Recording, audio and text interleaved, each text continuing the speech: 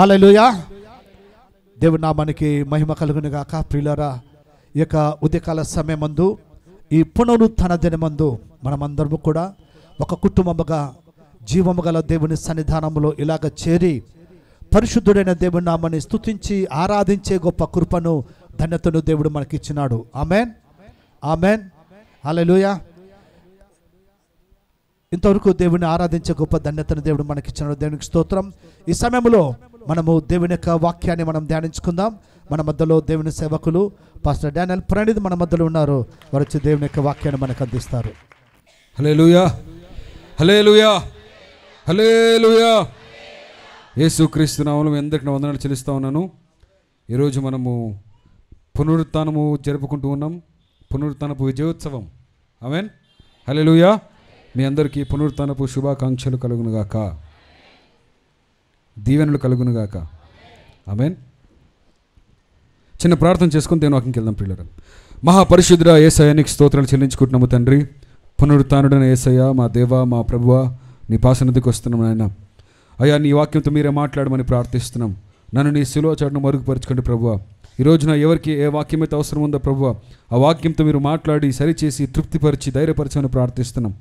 నన్ను నీ శిలువ చాటును మరుగుపరచుకొని ప్రార్థిస్తూ యేసు నామమున వేడుకుంటున్నాము తండ్రి. బిగ్గరగా ఆమేన్ చెప్పండి ఒకసారి. హల్లెలూయా. పునరుత్థానము క్రైస్తవులకు చాలా ప్రాముఖ్యమైన రోజు. హల్లెలూయా. పునరుత్థానము లేకపోతే మన విశ్వాసము వ్యర్థము. పునరుత్థానము లేకపోతే మనకు రక్షణ లేదు. పునరుత్థానము లేకపోతే చర్చ్ లేదు. పునరుత్థానము లేకపోతే మొత్తం ఈ సమస్తనే లేదు. అవునా? పునరుత్థానము సమస్తానికి అర్థం తీసుకొస్తుంది ప్రియులారా. పునరుత్థానము లేకపోతే క్రిస్మస్ లేదు. పునరుత్థానము లేకపోతే మన బర్త్డేకే విలువ లేదు. అవునా? యేసుక్రీస్తు తిరిగి లేవకపోతే మనం పుట్టినా వేస్టే. ఆమె చెప్పట్లేదు. హల్లెలూయా.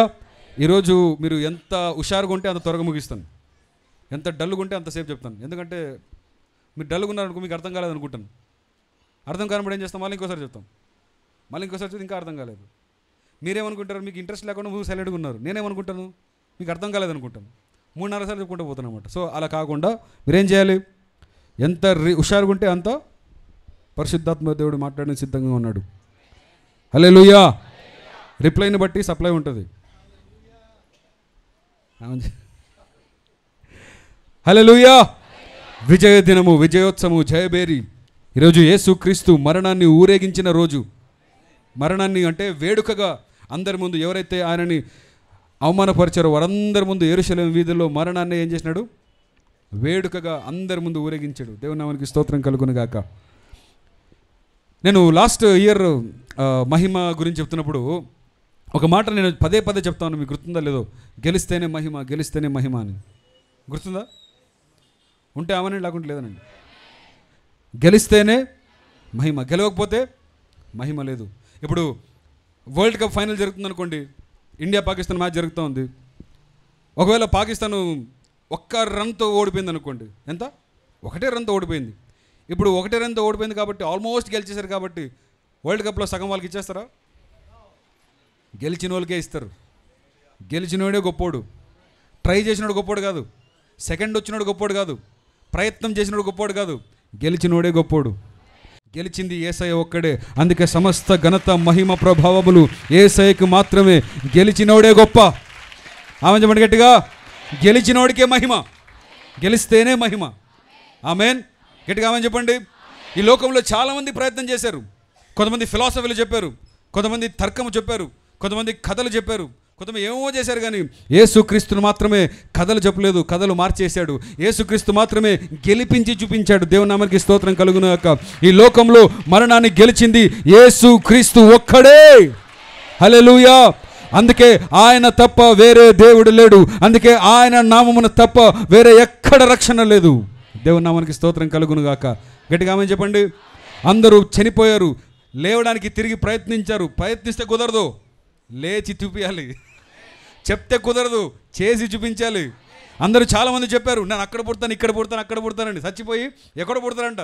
చచ్చిపోయి ఎక్కడో పుట్టేది కాదురా, చచ్చిపోయి అక్కడే తిరిగి లేయాలి. ఆమె చెప్పండి గట్టిగా. హల్లెలూయా. ఎక్కడో ఇక్కడ చచ్చిపోయి ఎక్కడో పుట్టేది మళ్ళీ అక్కడ ఇంకోసారి జన్మ ఎత్తేది అది కాదండి. బైబిల్లో ఒక మాట ఉంటుంది, ఈ మాట గట్టిగా రామని అనాలి.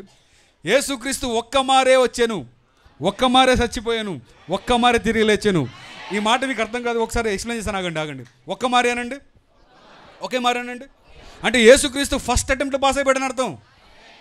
యేసుక్రీస్తు మాత్రమే ఒక్క మారే గెలిచాడు, ఒక్క మారే చనిపోయాడు. ఒక్కసారి గెలిస్తే చాలు, ఇన్ని అవతారాలు ఎత్తాల్సిన పని లేదు. గట్టిగా చెప్పండి హల్లెలూయా. ఆయన పునరుత్థాన దేవుడు, ఆయన మాటికి గెలిచే దేవుడు కాదు, ఒక్కసారి గెలుస్తాడు. Full and final settlement. Amen. గట్టిగా ఆమేన్ చెప్పండి. గుడ్ ఫ్రైడే ఆయన త్యాగాన్ని చూపిస్తుంది, పునరుత్థానం తన శక్తిని చూపిస్తుంది. ఆమేన్. గుడ్ ఫ్రైడే తను చేసిన మన పాపాలన్నిటికీ విడుదలనిస్తుంది, పునరుత్థానం మాత్రము దానికి బిల్లు చూపిస్తుంది. ఆమె చెప్పట్లేదు. హోటల్లో తింటే కడుపు నిండిపోతుంది, అది గుడ్ ఫ్రైడే, కానీ బిల్లు వస్తుంది కదా, ఆ బిల్లు కట్టిందే పునరుత్థానపు దినము. ఆమేన్. ఇప్పుడు లోన్ కడితే సరిపోదు, ఏం రావాలి? ఎన్ఓసి రావాలి. చెప్పండి గట్టి, ఎన్ఓసి అనండి. గుడ్ ఫ్రైడే అనేది లోన్ కట్టేసినట్టు. గట్టిగా గుడ్ ఫ్రైడే అనేది లోన్ కట్టేసినట్టు. నీ ప్రతి పాపానికి లోన్ కట్టేశాడు దేవుడు. కానీ పునరుత్థానము నో అబ్జెక్షన్ సర్టిఫికేట్. ఇంకా ప్రపంచంలో నిన్ను ఎవడు అబ్జెక్ట్ చేయలేడు, ఎందుకంటే బిల్లు కట్టింది పునరుత్థానుడైన దేవుడు. హల్లెలూయా. బిల్లు కట్టాడు, ఎన్ఓసి సర్టిఫికేట్ ఇచ్చాడు. ఎన్ఓసి అంటే అర్థం ఏంటో తెలుసా? ఇంకా ఎవడు అబ్జెక్ట్ చేయాల్సిన అవకాశం లేదు, ఇంకెవడు దీనికి తర్కం చేయాల్సిన పని లేదు, ఇంకెవడు దీనికి ఆక్షేపించడానికి అవకాశం లేదు, ఇంకా ఎక్కడ ఏ కోర్టులో చెల్లదు. ఎందుకంటే ఒక్కసారి బిల్లు కట్టినాడు, లోన్ పూర్తయిపోయింది. లోన్ పూర్తయిపోయిన తర్వాత వెంటనే పరలోకము స్టాంపు గుద్ది మరి ఎన్ఓసి సర్టిఫికేట్ ఇచ్చేసింది, నో అబ్జెక్షన్ సర్టిఫికేట్. గట్టిగా ఆమేన్ చెప్పండి. హల్లెలూయా. ఈయన పేరు యేసుక్రీస్తు. ఈయన నామము అన్ని నామముల కన్నా పైనామము. ఎందుకంటే ఈయనలాగా గెలిచినోడు ఎవడు లేడు ప్రపంచంలో. ఈయనలాగా మరణానికి సవాలు వేసింది ఎవడు లేడు ప్రపంచంలో. మరణాన్ని సవాలు వేశాడు, మరణాన్ని మృంగి వేశాడు. యెరూషలేము వీధుల్లో ఆ రోజు యేసుక్రీస్తుని హేళన చేశారు. ఏమని హేళన చేశారంటే, యూదుల రాజు అంట. ఎవరో యూదుల రాజు. నవ్వుకుంటూ హేళన చేశారు. యెరూషలేము వీధుల్లో ఆయన ఈడ్చుకుంటూ పోయినారు, ఆయన గాయపరిచారు, ఆయన ఎమోషనల్గా ఏం చేసినారు? అవమానపరిచారు, ఫిజికల్గా అవమానపరిచారు, వీలైనంతగా ఆయన అవమానపరిచారు. అందరి ముందు ఆయన ముఖం మీద ఉంచారు, గడ్డం పెట్టి లాగినారు. ఎక్కడైతే ఆయన అవమానించారో, ఎక్కడైతే యూదుల రాజు అని గేలి చేసి అన్నారో, ఎక్కడైతే యూదుల రాజు అని అవమానించుకొని అన్నారో, శుక్రవారం అది అయిపోయింది. కానీ ఆదివారము ఎక్కడైతే యూదుల రాజు అని అవమానపరిచారో అక్కడే పరలోక రాజ్యం దిగిపోయి అక్కడే లోక రక్షకుడిగా పట్టాభిషేకం చేసింది. గట్టిగా ఆమేన్ చెప్పండి. హల్లెలూయా.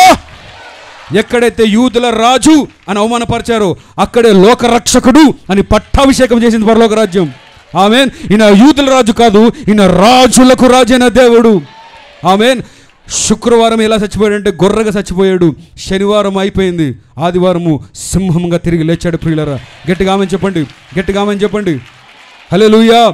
శుక్రవారంతో కథ అయిపోలేదు, శనివారంతో కథ అయిపోలేదు, ఆదివారంతో కథ మొత్తం మారిపోయింది. ఆమేన్. మన మధ్యలో ఒక సినిమా పేరు వచ్చింది, సరిపోదా శనివారం అని. సరిపోదు సినిమా టైటిల్ అది. శనివారం సరిపోదా అని వచ్చింది. అంటే అది దాంట్లో ఏముందో నాకు తెలియదు, కానీ శనివారం సరిపోదు, ఎందుకంటే కథ శనివారంతో అయిపోలేదు. గట్టిగా ఆమేన్ చెప్పండి. కథ అయిపోయింది, శనివారంతో కాదు. సరిపోదురా బాబు. ఆమేన్. సరిపోదా శనివారం ఏంటి? సరిపోదు. అసలు కథ ఎక్కడుంది? పునరుత్థానపు దినమున ఉంది. ఆదివారం దేవుడు ఆయన కథ మార్చడం కాకుండా ఇక్కడ కూర్చున్న ప్రతి ఒక్కరి కథలు మార్చేశాడు. సిలువ పైన మన కథ మారిపోయింది. గట్టిగా ఆమేన్ చెప్పండి. హల్లెలూయా. ఇప్పుడు ఒక మాట చెప్తాను. ఈ మాట చెప్పిన తర్వాత పునరుత్థానం ఏంటంటే మీకు పూర్తిగా అర్థమైపోతుంది. ఐపీఎల్ మ్యాచ్ జరుగుతుంది, ఇండియా పాకిస్తాన్ మ్యాచ్ జరుగుతుంది. ఇండియా పాకిస్తాన్ మ్యాచ్ జరుగుతూ ఉంటే ఎవరు మన మంచి ప్లేయర్ ఎవరు? రోహిత్ శర్మ మన కెప్టెన్ సెంచరీ కొట్టినాడు. సెంచరీ కొట్టిన వెంటనే ఇక్కడ కౌల్ బజార్లో బండేట్లో పటాకులు కాలుస్తూ ఉన్నారు. ఈడు కొట్టినాడు ఏమన్నా? కొట్టింది ఎవరు? ఈడేం చేస్తున్నాడు? వీడికేం పోయే కాలం చెప్పండి. వీడికేం పోయే కాలం? వీడేమని చేసినాడా? ఊరిగా టీవీలో చూసి నిలబడినాడు అంతే. కానీ ఎందుకు సెలబ్రేట్ చేసి తెలుసా? సెంచరీ కొట్టింది మనోడు కాబట్టి. ఆమె చెప్పట్లేదు మీరు. హల్లెలూయా. పునరుత్థానం ఎక్కడో యెరూషలేము వీధిలో జరిగితే ఇక్కడ మనం ఎందుకు సెలబ్రేట్ చేసుకుంటాం చెప్పండి? అక్కడ గెలిచింది మనోడు కాబట్టి, మనకు సంబంధించినోడు గెలిచాడు కాబట్టి. గట్టిగా ఆమేన్ చెప్పండి, గట్టిగా ఆమేన్ చెప్పండి. హల్లెలూయా, హల్లెలూయా. బై మిస్టేక్ ఇండియా ఓడిపోయింది అనుకోండి, ఏమైపోతుంది? ఆస్ట్రేలియాతో ఓడిపోతే అది ఇంకా బాధ. కాకపోతే ఇంకా పాకిస్తాన్తో ఓడిపోతే తల ఎత్తుకోలేము, భోంచేయరు సరిగా, నిద్రపడదు, నీకే అవమానం కలిగినట్టు ఫీల్ అయిపోతావు. ఎందుకంటే ఓడిపోయింది నీ ఓడి కాబట్టి. వాడు ఓడిపోతే నీకేం లాభం, నీకేం పోయిందంటే ఖచ్చితంగా, ఎందుకంటే మనోడు ఓడిపోయినాడు కాబట్టి. ఓడిపోతే ఎంత బాధ కలిగిందో, గెలిస్తే అంతే సంతోషం కలుగుతూ ఉంది. ఎందుకు? నిన్ను రిప్రజెంట్ చేసి గెలిచాడు కాబట్టి. హల్లెలూయా. యేసుక్రీస్తు సమాధి తన్నుకొని బయటకు వస్తే నువ్వు ఎందుకు ఆనందిస్తున్నావు అంటే, గెలిచింది నా కోసమే కాబట్టి, గెలిచింది మనోడు కాబట్టి, ఆయన గెలవడం ద్వారా ఈరోజు నేను గెలుస్తున్నాను కాబట్టి. హల్లెలూయా. పౌలు భక్తుడు అంటాడు, నేను ఆయనతో కూడా సిలువ వేయబడి తిని. ఎవరంట? నేను ఆయనతో కూడా సిలువ. నువ్వు లేవు కదా అప్పుడు సిలువలో, నువ్వు ఎక్కడో వేరే ఉన్నావు. ఇప్పుడు మనం అంటాం ఆ మాట, నేను క్రీస్తు కూడా సిలువ పెడుతున్నా అంటావా? ఐఎమ్ క్రూసిఫైడ్ విత్ క్రైస్ట్ అంటావా? అనాలండి, గట్టిగా ఆమని చెప్పండి. మనం అప్పుడు లేం కదా, మళ్ళీ ఎట్లా అంటున్నాం? ఎట్లా అంటామంటే, ఈరోజు నువ్వు పుడతావని, ఈరోజు ఈ పాపం చేస్తావని ఎప్పుడో తెలిసేసేకి. నువ్వు పుడతావని, నీ పాపాలన్నిటి కోసం ఆల్రెడీ ఆయన చనిపోతున్నప్పుడు నీ ప్రతి పాపాన్ని ఆయన మేకుతో కొట్టేసుకున్నాడు. అందుకే ఆయన చనిపోతున్నప్పుడు ఆయనతో పాటు నువ్వు కూడా చనిపోయావు. నేను క్రీస్తుతో సహా సిలువ వేయబడి తిని. అందుకే ఎవడు కూడా వచ్చి అబ్జెక్ట్ చేయలేడు. పరలోక రాజ్యంలో ఎంట్రీ ఇస్తున్నప్పుడు నీకు రావడానికి ఎంత ధైర్యం, ఏం చూసుకొని వస్తున్నావు అని పరలోకంలో అడిగితే మనం ఏం చెప్తాం చెప్పండి?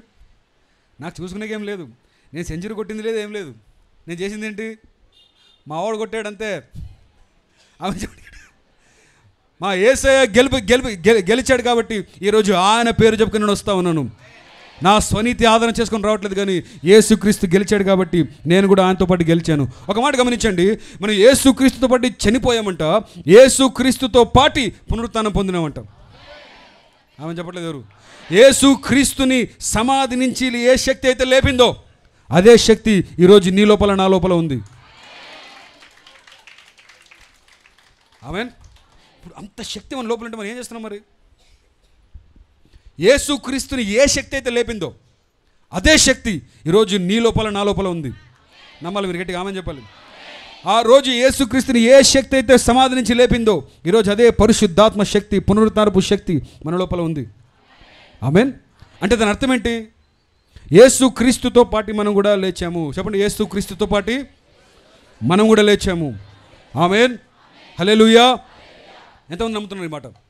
ఈ మాట నమ్మకపోతే మనకు దిక్కు లేదు. ఆమేన్.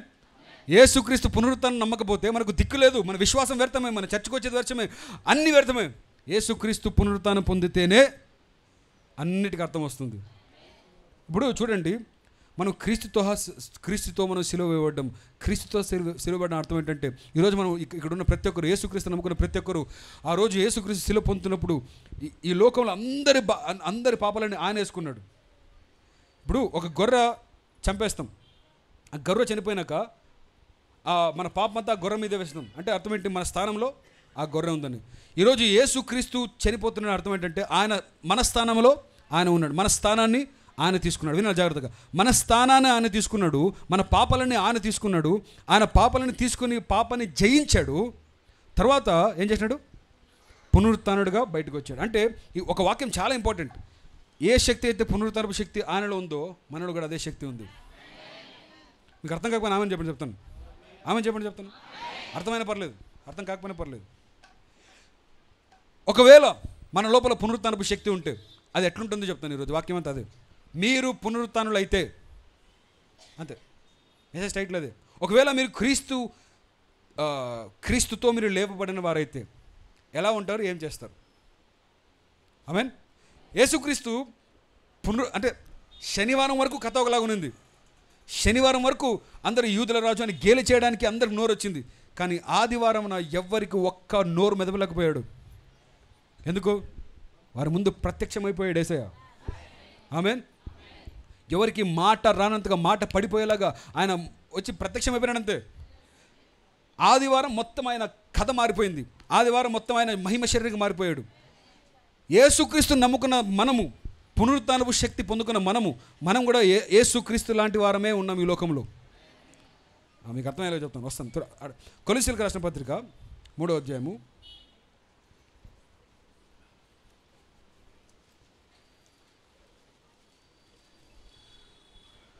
3వ అధ్యాయము 1వ వచనం.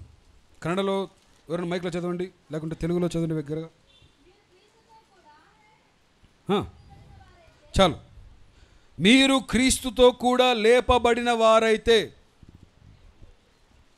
కన్నడದಲ್ಲಿ బైబిల్లో, మీ బైబిల్లో లేదా, లేకపోతే మీకు రాదా?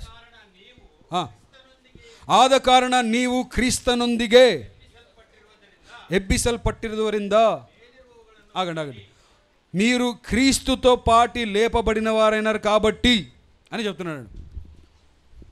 మీరు క్రీస్తుతో కూడా లేపబడిన వారైతే, అంతవరకు ప్రూవ్ అయిందా?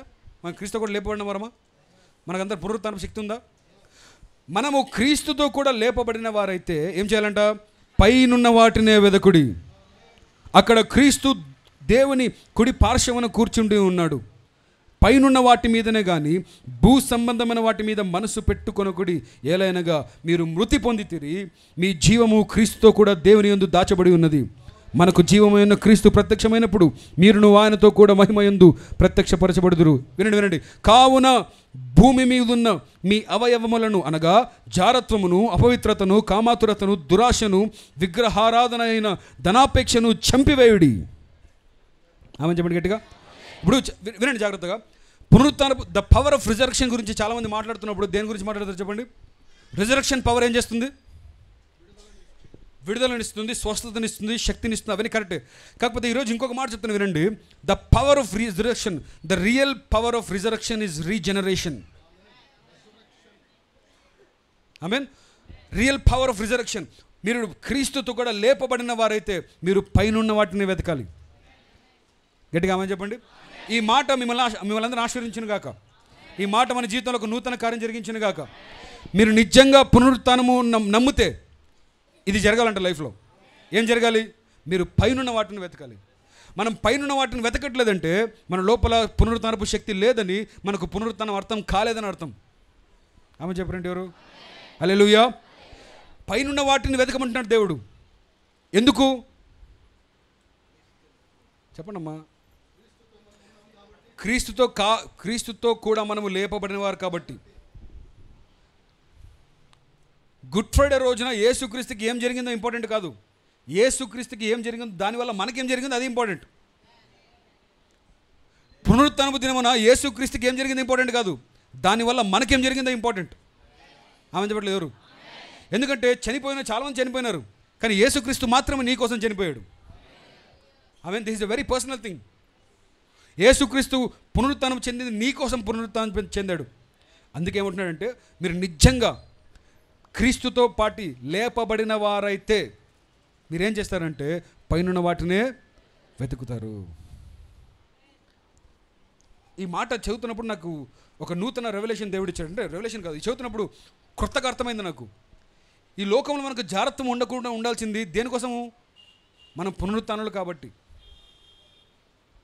ఈ లోకంలో మనం పవిత్రంగా జీవించాల్సింది దేనికోసము?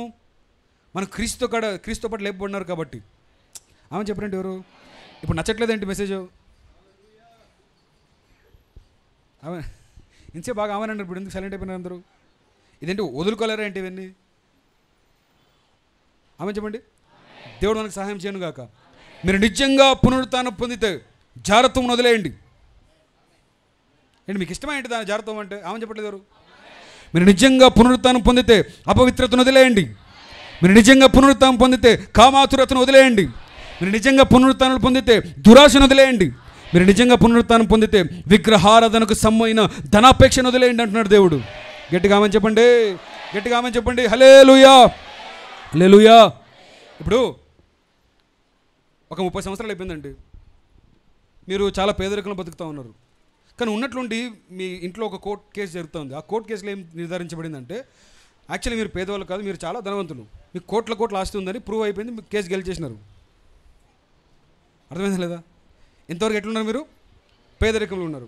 పొద్దున్న లేచి చూస్తే కోర్టులో గెలిపొచ్చేసింది. ఇప్పుడు మీరు ఉన్నట్లు ఏమైపోయినారు? మీరు కోటీశ్వర్లు అయిపోయినారు. ఇప్పుడు నిన్న రాత్రి మీకు నిద్ర ఎందుకు పట్టలేదంటే మీకు 10 లక్షలు అప్పునుంది కాబట్టి. ఎట్లా కట్టుకోవాలని చచ్చిపోతుంటే అయ్యో 10 లక్షలు ఎట్లా కట్టాలని. పొద్దున్న లేస్తేనే మీరు కోర్టులో కేసు గెలిచిన న్యూస్ వచ్చింది. గెలిచిన వెంటనే రాత్రి పడిన చింత అంతా 10 లక్షల గురించి ఆలోచిస్తావా? పొద్దున్న లేస్తేనే నీ ఆలోచన ఎట్లా మారిపోతాయి? చెప్పట్లేదు మీరు. 10 లక్షలు లెక్కలేదు మీకు. ఆమె చెప్పట్లేదు ఎవరు? హల్లెలూయా. మీ పిల్లలకు ఫీజు కట్టాలి, డబ్బులు దొరకట్లేదు. కానీ పొద్దున్న కేసు గెలిచేసినారు కోర్టులో. ఇప్పుడు మీరు ఆ ఫీజు కట్టే విషయం ఎంత చిన్నగా అయిపోయింది మీకు? అర్థమవుతుందండి? ఎంత చిన్నగా అయిపోయింది అది. సేమ్ పునరుత్థానం అదే. దేవుడికి మహిమ శరీరం ఇచ్చిన తర్వాత ఈ దురాశ అనేది చీప్ అయిపోవాలి మీకు. అది ఈ ధనాపేక్ష అనేది చీప్ అయిపోవాలి మీకు. నీ దేవుడు కోటీశ్వరుడు కదా, నీ దేవుడు ఐశ్వర్యవంతుడు కదా. ఆయన నిన్ను ఐశ్వర్యవంతుడిగా చేయాలని ఆయన దరిద్రుడిగా మారిపోయినాడు కదా. ఆయన దరిద్రుడిగా మారిపోయి నిన్ను ధనవంతుడిగా చేసేసాడు కాబట్టి నువ్వు పునరుత్థానపు శక్తి ఉంది కాబట్టి డబ్బు అంటే లెక్క చేయకూడదు, దేవుడు అంటేనే లెక్క చేయాలి. ఆమేన్. గట్టిగా ఆమేన్ చెప్పండి. దేవుడు ఈ ధనాపేక్షను ఎట్లా కంపేర్ చేస్తున్నాడు తెలుసా? చూడండి అక్కడ, విగ్రహారాధన అయినా. కన్నడలో చాలా బాగుంటుంది అన్నమాట. ఎవరైనా చదవాలి గట్టిగా. అది విగ్రహారాధనకి సమవాద, విగ్రహారాధనకి సమమైన ధనాపేక్ష. ఇది మీకు అర్థమైతే మీ జీవితంలో గొప్ప విడుదల వస్తుందండి. విగ్రహారాధనకు సమమైన ఏమంట? ధనాపేక్ష అంటే ఏంటి? ధనాపేక్ష ఈజ్ ఈక్వల్ టు విగ్రహారాధన. అంటే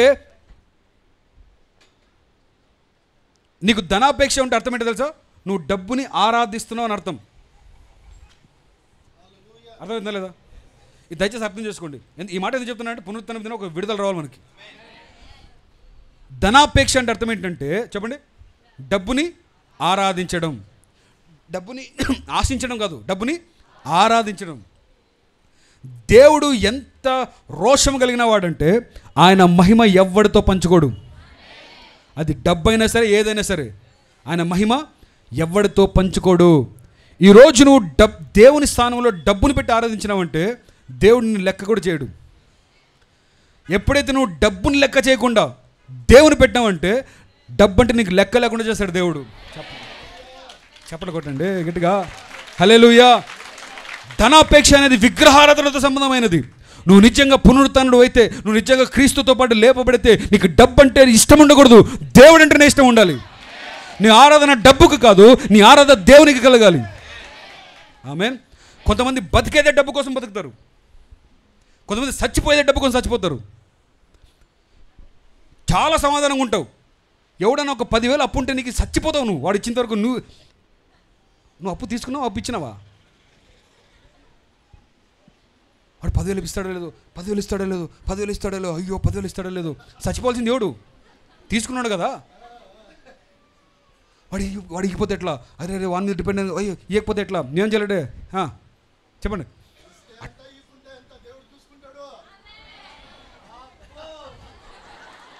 నిజంగా మాట చెప్తారండి? నిజంగా చెప్తారా? అట్లా చెప్తే నువ్వు డబ్బుని లెక్క చేయలేదని అర్థం. తొక్కలో డబ్బులు పోతే పోయింది, దేవుడు దానికి రెట్టుకు ఇస్తాడు. దాన్ని బట్టి నువ్వు మనసు చెడిపోవడం ఏంటి దరిద్రంగా? ఆమె చెప్పండి.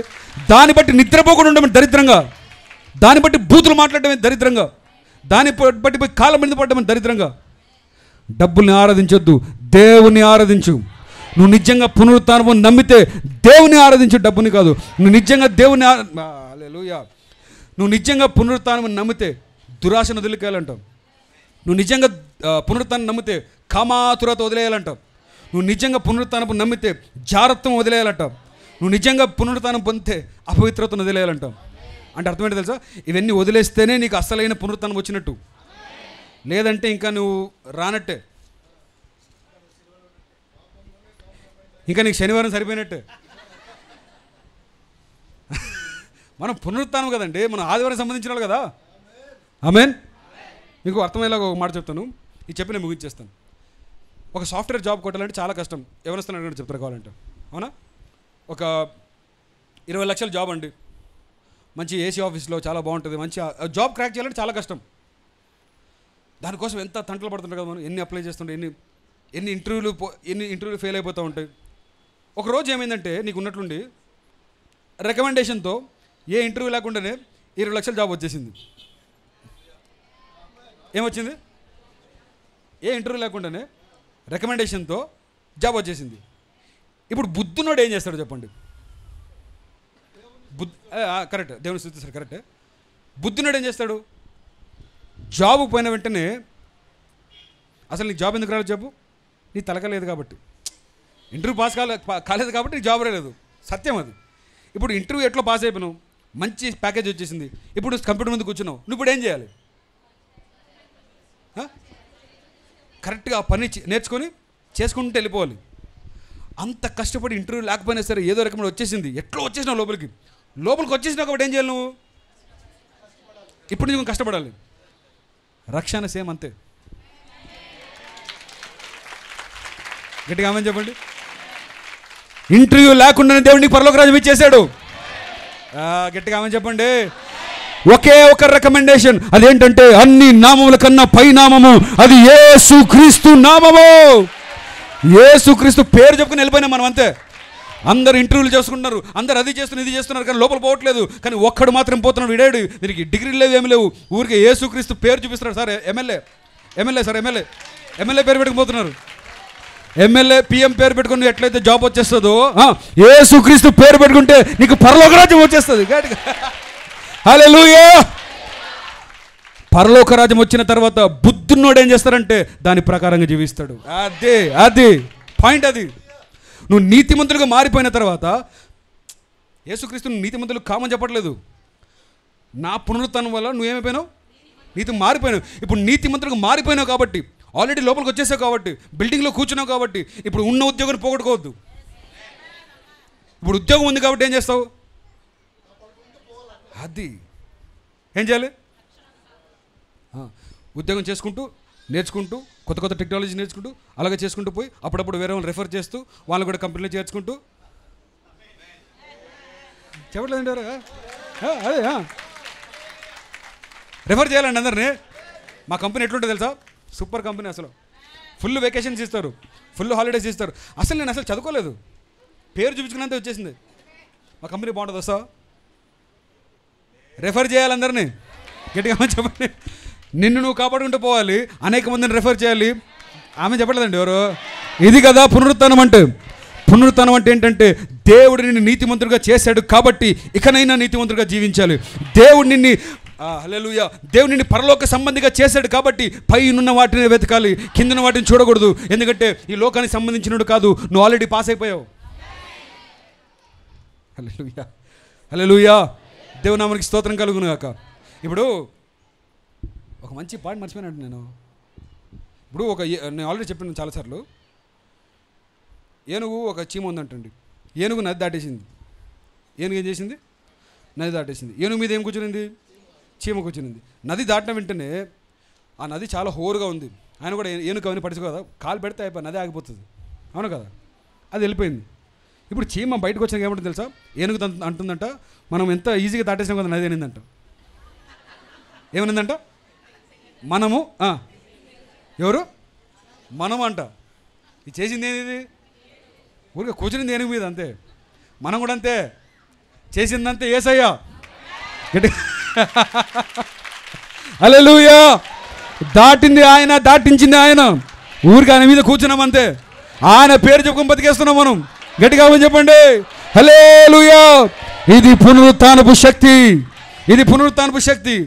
దేవుడు అంత స్థానం ఇచ్చిన తర్వాత దాన్ని తగ్గట్టుగానే జీవించాలి. ఆమేన్. ఈరోజు నా మెసేజ్ అంతే. The power of resurrection is regeneration. Amen. మనిషి మారిపోవాలి. ఎందుకు మారిపోవాలి చెప్పండి? ఇప్పుడు ఒక మాట చెప్తానండి మీకు. మొన్న ఒక వీడియో చూశాను. ఆ వీడియోలో ఏముందంటే చాలా ఘోరం. ఇక్కడ కర్ణాటకలో ఎక్కడో జరిగింది, మారుమూల ప్రాంతంలో. పుణ్యం రావాలని చాలామంది చాలా ప్రయత్నం చేస్తున్నారు. పైనుంచి ఒక 3 అంతస్తులు ఉంటుంది బిల్డింగ్. ఒక చిన్న శిశువు, చిన్న పిల్లడు, వాళ్ళ కొడుకంట, చిన్న పిల్లోడిని పైనుంచి విసిరేసాడండి. కింద వాళ్ళు పట్టుకున్నారు. ఎంత ఆశ్చర్యం, ఏంది ఇట్లా చేస్తున్నారు అనుకున్నాను. అప్పుడు వాళ్ళు చెప్తారు, ఏమని చెప్తారంటే పైనుంచి కుమారుని కిందికి విసిరేస్తే పుణ్యం వస్తుందట, అందుకని చేస్తున్నారంట. పైనుంచి కుమారుని కింద విసిరేస్తే పుణ్యం వస్తుందా? అందుకని విసిరేసినారంట. ఒక రకంగా వాళ్ళు కరెక్టే, వాళ్ళు చేసింది కరెక్టే ఒక రకంగా. కానీ పైనుంచి రావాల్సింది ఆ కుమారుడు కాదు. గట్టిగా వీడికి సరిగా అర్థం కాలేదు. వీడేమనుకుంటున్నాడు, ఇన్ని అవతారాలు తిన పుణ్యం రాలేదు కదా అని అందరూ డిక్లేర్ చేసేసి లాస్ట్కి ఏమన్నారంటే అపుత్రస్య గతి నాస్తి అన్నట్టు, పుత్రుడు లేకుంటే గతి లేదన్నారు. వీడేమనుకున్నాడు, తన కుమారుడు చచ్చిపోవాలనుకున్నాడు. పైనుంచి పడేయమంటే బిల్డింగ్ పై నుంచి కాదురా దరిద్రుడా, పైనుంచి పడేయాలంటే ఎవరు, పైనుంచి దేవుడు దిగి రావాలి, దేవుడే తన కుమారుని కిందికేయాలి, అప్పుడు పుణ్యం వస్తుంది. గట్టిగా ఆమని చెప్పండి. హల్లెలూయా. అర్థం చేసుకున్నాం కానీ సరిగా అర్థం చేసుకోలేదు వీళ్ళు. కుమారుడు అంటే వీళ్ళ కుమారుడు అనుకుంటున్నాడు. నీ కుమారుడి నుంచి పుణ్యం రాదు, నీకు వస్తే కొంచెం ఎక్స్ట్రా పాపం వస్తుంది కానీ పుణ్యం మాత్రం ఇంపాసిబుల్. అసలైన కుమారుడు ఎవరు? మనకు ఒక శిశువు పుట్టెను, మనకు కుమారుడు అనుగ్రహించబడెను. హల్లెలూయా. ఆ మాట విన్నప్పుడు నాకు ఎంత ఆశ్చర్యమైంది. వీళ్ళంతా కష్టపడిపోతున్నారు కదా, కుమారుడు పైనుంచి పడాలంటే ఈ బిల్డింగ్ నుంచి పడేస్తున్నారు దరిద్రులు. అట్లా కాదు, కుమారుడు రావాలంటే పైనుంచి కుమారుడు రావాలి. ఆయన కుమారుడు, ఆయన మాత్రమే. పుత్రుడు లేనిదే గతి లేదు అని ఎలాగైతే వాళ్ళ వాక్యం సెలవిస్తుందో, ఆ కుమారుడు లేకపోతే గతి లేదు. ఈరోజు ఆ కుమారుడు మన కోసం వచ్చాడు.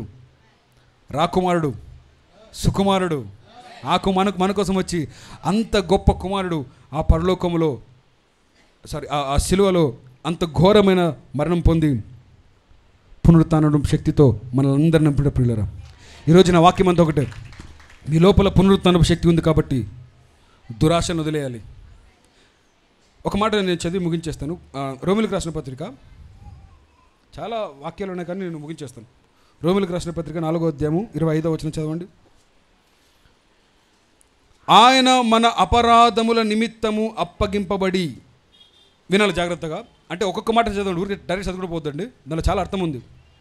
ఆయన మన అపరాధముల నిమిత్తము అప్పగింపబడి, అంటే ఇది శుక్రవారం వ్యవహారం. ఇదంతా శుక్రవారం దేనికోసము? మన అపరాధముల నిమిత్తము మనము నీతిమంతులుగా తీర్చబడుటకై లేపబడెను. ఇది ఆదివారం. శుక్రవారం మన అపరాధం కోసము, ఆదివారం మనం నీతిమంతులుగా మారిపోవడం కోసం. గట్టిగా ఆమె చెప్పలేదు ఎవరు. మనం ఏం చేస్తామంటే మన పాపాలు మాత్రం కడుక్కుంటే అయిపోదు, ఆదివారం జరగాలి, నీతిమంతులుగా మారిపోవాలి. ఆమేన్. మనం నీతిమంతులుగా మారిపోవాలని ఆయన లేపబడినాడంట ప్రియులారా. హల్లెలూయా. అంటే దాని అర్థం ఏంటంటే ఆయన మనల్ని నీతిమంతులుగా చేశాడు కాబట్టి మనం నీతిమంతులుగా జీవించాలి. ప్రపంచంలోని అన్ని మతాలు ఏం చేస్తాయంటే నిన్ను నువ్వు కడుక్కొని శుద్ధి చేసుకొని నా దగ్గరకు రా అంటుంది, కానీ యేసుక్రీస్తు మాత్రమే నువ్వు ఎట్లున్నావు అట్లే వచ్చేసాయి, నేనే కడుగుతాను నేను అంటాడు. ఆమేన్. నీ పాపానంతా పోగొట్టుకొని నా దగ్గరకు రా అంటుంది అన్ని మతాలు, కానీ యేసుక్రీస్తు మాత్రమే నువ్వు ఫస్ట్ నా దగ్గరకు రా, నేను కడుగుతాను నీ పాపాలని అంటాడు. ఆమేన్. ఆయన పాపాలన్నీ కడిగిన తర్వాత ఆయన మన నుంచి ఎక్స్పెక్ట్ చేసేది ఏంటంటే, ఇప్పుడు నేను నీతిమంతుడిగా మార్చాను కాబట్టి నువ్వు నీతిమంతుడిగానే జీవించు. ఇప్పుడు నీకు మంచి సాఫ్ట్వేర్ ఉద్యోగం వచ్చేసింది కాబట్టి దాన్ని కాపాడుకో, దాన్ని కరెక్ట్గా చెయ్యి, దాన్ని అంచెలంచెలుగా ఎదుకుంటూ వెళ్ళిపో. దాటిపోయినావు కాబట్టి, ఎవరు దాటలేనిది జస్ట్ నా పేరు చెప్పుకుని లోపలికి వచ్చేసావు కాబట్టి. ఆమేన్. ఈ ప్రపంచంలో ఎవరికి చేత కానిది జస్ట్ నా పేరు చెప్పుకుంటే ఏం రికమెండేషన్ అండి అసలు అదే. ఆమేన్. ఏం రికమెండేషన్ అసలు అదే. యేసుక్రీస్తు పేరు చెప్పుకుంటే అందరూ లోపలికి వచ్చేసాం. ఇప్పుడు లోపలికి వచ్చేసాం కాబట్టి ఏం చేయాలి? ఈ రక్షణను కొనసాగించాలి. ఒక్కొక్క మెట్టు ఎదుకుంటూ వెళ్ళిపోవాలి. అలాగే చాలామంది రెఫర్ చేసుకుంటూ వెళ్ళిపోవాలి. ఆమేన్. దేవుడు మీతో మాట్లాడుతున్నాడా? ఇది పునరుత్థానపు శక్తి. పునరుత్థానపు శక్తి ఏంటంటే మీరు క్రీస్తుతో కూడా లేపబడిన వారైతే పైనున్న వాటిని వెతకండి. ఒక మాట చెప్తాను, మీకు అర్థమయ్యే భాషలో చెప్తాను, ఏమనుకోద్దండి. పైనున్న వాటిని వెతకండి అంటే చిల్లర ఆలోచనలు పక్కన పెట్టండి అర్థం. ఆమేన్. యేసుక్రీస్తుని నమ్ముకున్న తర్వాత, పునరుత్థానపు శక్తిని పొందుకున్న తర్వాత కూడా చిల్లరగా ఆలోచించొద్దని చెప్తున్నాడు బైబిల్లో. చిల్లరగా ఆలోచించడం అంటే పనికిరాని విషయాలు. దేవుడు కట్టలు నోట్లు ఇస్తే ఇంకా చిల్లర కోసం చూసుకుంటే ఎట్లా చెప్పండి? నాకు వాడంటే నచ్చదు, ఆమె అంటే నచ్చదు, ఈమె మీద కోపము, ఆమె మీద కోపం, ఇవన్నీ దరిద్రం కదా. ఇవన్నీ లోకస్తులు చేయాల్సింది కదా. ఆమె అంటే నాకు పడదు, ఈమెంటే నాకు పడదు. పడకపోవడం ఏంటి? నువ్వు దయమే అంటే మనిషే కదా. నీ లోపల ఏముంది? పునరుత్థానపు శక్తి కదా. పునరుత్థానపు శక్తి ఉన్న వాళ్ళు పునరుత్థానం ఉన్నలాగే ప్రవర్తించాలి. ఆమేన్. నీతిమంతుడుగానే ప్రవర్తించాలి. ఎందుకంటే ఆల్రెడీ మారిపోయినావు కాబట్టి ఇట్లా చిల్లర విషయాలు చేసుకుని. ఇప్పుడు ఒక మాట చెప్తాను, ఏమనుకోదండి. మంచి సాఫ్ట్వేర్ కంపెనీలో జాబ్ వచ్చేసింది, జాబ్ వచ్చిన తర్వాత చిల్లర వ్యవహారాలు చేసినారు అనుకోండి, చెప్పండి, డిగ్రేడ్గా తీసి పడేస్తారు. సాఫ్ట్వేర్ కంపెనీస్లో ఒకటి ఉంటుంది పాష్ యాక్ట్ అని, పాష్ POSH ఏమంటుందని, కాదు పాష్ అంటే ప్రివెన్షన్ ఆఫ్ సెక్షువల్ హెరాస్మెంట్. ఇప్పుడు సాఫ్ట్వేర్ ఉద్యోగం వచ్చిన తర్వాత మంచి శాలరీస్ ఎందుకు ఇస్తారంటే నువ్వు కరెక్ట్గా బతకాలని. అక్కడ కరెక్ట్ బతకకుండా ఇక్కడ కాలేజీలో చేసినట్టు చిల్లర వ్యవహారాలు చేసినాడు అనుకో, మెసేజ్లు చేసేది, చాటింగ్లు చేసేది, అమ్మాయిలు ఉంటారు కదా, చాటింగ్లు చేస్తాను, మెసేజ్ చేస్తాను అనుకున్నావు అనుకో, అక్కడ వార్నింగ్లు ఏముండవు, తీసి బయటపడేస్తారు అంతే. ఎందుకు? ఇది చిల్లర వ్యవహారాలు చేసేది కాలేజ్ డేస్ కాదురా, ఇదేంటిది కంపెనీలో ఉన్నావు. సేమ్ దేవుడు కూడా అంతే. నువ్వు నీతిమంతుడివి, చిల్లర వ్యవహారాలు చేస్తే నాకు అవమానం వస్తుంది. గట్టిగా ఆమె చెప్పండి. నువ్వు నీతిమంతుడు కాబట్టి నీతిమంతుడిగా బతకాలి. బయట ఎట్లా బతికినా పర్లేదు. ఇప్పుడు పునరుత్థానపు శక్తిని పొందిన కాబట్టి దానిలాగా మేలైన ఆలోచనలు, ఉన్నతమైన ఆలోచనలు, పైనున్న వాటిని వెతుకో. గట్టిగా ఆమె చెప్పండి. ఇంకా మీరు కిందకి చదువుకుంటూ పోండి, చాలా బాగుంటుంది. మీ అవయములన్నీ నీతి కోసం వాడుకోండి వాక్యం సెలవిస్తూ ఉంటుంది. ఇంటికి పోయినాక చదవండి, కావాలంటే రోమిలకు రాసిన పత్రిక 6వ అధ్యాయం చదవండి. తర్వాత ఇందాక చెప్పిన ఆ అధ్యాయం కూడా చదవండి. ఇంటికి పోయినాక చదువుకోండి, దేవుడు మిమ్మల్ని మీతో మాట్లాడతాడు. ఆమేన్. సో ఈ వాక్య సారాంశం అంతా ఏంటంటే దేవుడు మనల్ని నీతిమంతులుగా చేశాడు కాబట్టి మనం నీతిమంతులుగా జీవించాలి. ఆమేన్. దేవునితో మాట్లాడాడు. ఈ వాక్యం మీకు ఆశీర్వాదకరంగా ఉందా? అందరు కళ్ళు మూసుకొని ప్రార్థన చేద్దాం ప్రియులారా. ఈ ప్రార్థన చేస్తుండగా పునరుత్థానపు ఇంకొక శక్తి ఉంది. అదేంటంటే ప్రతి వ్యాధి నుంచి, ప్రతి రోగము నుంచి, ప్రతి అనారోగ్యం నుంచి విడిపిస్తుంది ప్రియులారా. పునరుత్థానపు శక్తి అంటే ఏంటంటే మరణం మీద అధికారం దేవుడు మనకి ఇచ్చాడు. మరణం అంటే భయం లేకుండా దేవుడు మనకి చేశాడు.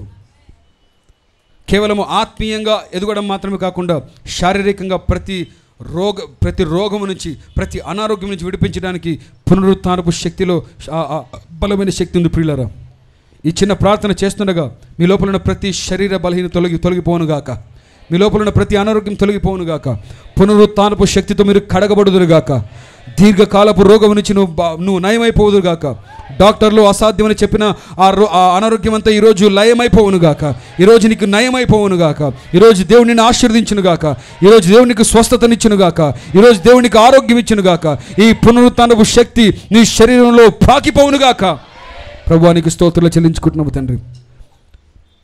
ఈ ప్రార్థన చేస్తుండగా అందరూ ఏకీభవించండి ప్రియులారా.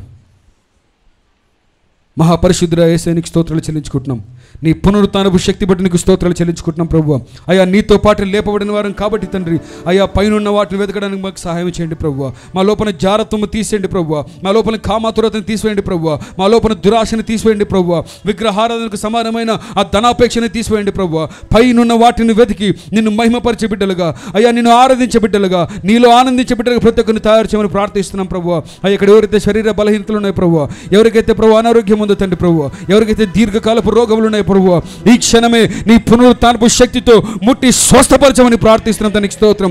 నడినెత్తి మొదలుకొని అరికాల వరకు ప్రభువా నీ పునరుత్థానపు శక్తిని విడుదల చేయండి ప్రభువా. నరనరాల్లో శక్తిని దయచేయండి, ఎముకల్లో సత్వాన్ని దయచేయండి, శరీరంలో ఆరోగ్యం దయచేయమని ప్రార్థిస్తున్నాం ప్రభువా.